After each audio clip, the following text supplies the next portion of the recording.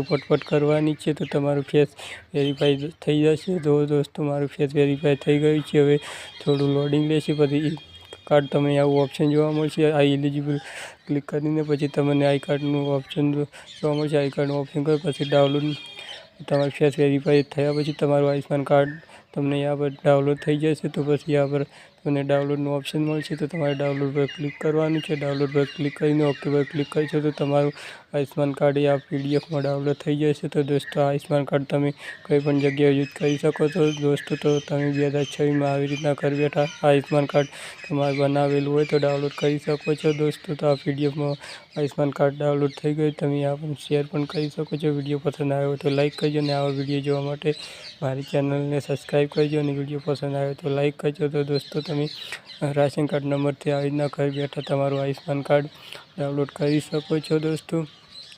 તો જો દોસ્તો મારું પીડીએફમાં આયુષ્માન કાર્ડ ડાઉનલોડ થઈ ગઈ છે। આ પર તમને આયુષ્માન કાર્ડમાં તમારી બધી ડિટેલ જોવા મળી રહેશે।